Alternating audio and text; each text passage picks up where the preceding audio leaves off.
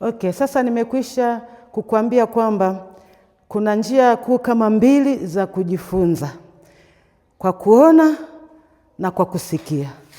Sasa hebu tuone kanuni za kufundisha. Kwenye kanuni za kufundisha kuna mambo kama 7 hivi nitakueleza unatakiwa uyafahamu.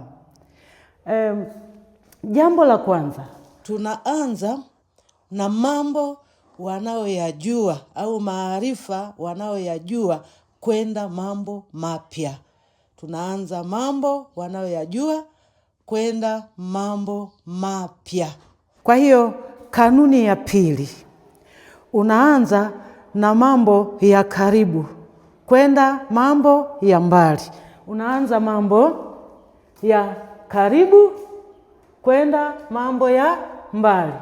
Yaani kwa mfano, unaanza kueleza mambo ya duniani ili uweze kueleza mambo ya mbinguni, ambapo mambo ya mbinguni wanafunzi hawajawahi kuyaona.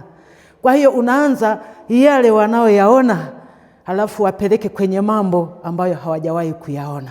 Lakini jambo la tatu unalotakiwa kujua kwenye kanuni ya tatu ni kwamba unaanza na mambo halisi, yaani vitu halisi kwenda kwenye vitu ambavyo sio halisi. Kwa mfano, ni rahisi nikisema kwamba ninapofundisha wanafunzi nikawaambia kwamba hiki hapa ni kitabu cha Mungu. Ataweza kuelewa zaidi kwa sababu vitabu anavijua, anaviona mara nyingi, viko vitabu mbalimbali. Lakini ni vigumu sana nikaanza kumwambia mwanafunzi kwamba hili ni neno la Mungu ambaye hajawahi kuijua Biblia. Nikimwambia Biblia hili ni neno la Mungu, ni vigumu sana anielewe. Kwa hiyo tunaanza na vitu halisi kwenda kwenye vitu visivyo halisi. Lakini kanuni ya 4, tunaanza kufundisha mambo yanayoonekana kwenda yasiyoonekana. Ataelewa akianza katika yanayoonekana kwenda yasiyoonekana. Kanuni ya 5 ni kwamba unaanza kufundisha kitu kizima. Hafu kutoka kitu kizima uanze kuvunja vipengele vidogo vidogo aweze kuelewa kwa urahisi zaidi, ili aelewe anakwenda hivyo. Lakini kanuni ya 6, unaanza na mambo ya kawaida kwenda kwenye mambo yasiyo ya kawaida. Na kanuni ya 7 ya mwisho, unaanza na matendo halisi kwenda mambo ya mazingira.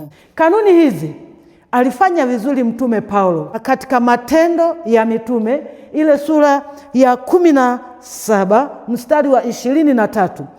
Mtume Paulo alipofika huko Athene, akapita kwenye masinagogi yao, anaona wameandika maandishi kwa Mungu asiyejulikana. Halafu akaanza hapo kwenye kile wanachokijua. Halafu anawaambia kwamba sasa mimi nimekuja niwahubiri habari za huyo Mungu mnayemwabudu pasipo kumjua. Kwa kuanzia hapo walimwelewa.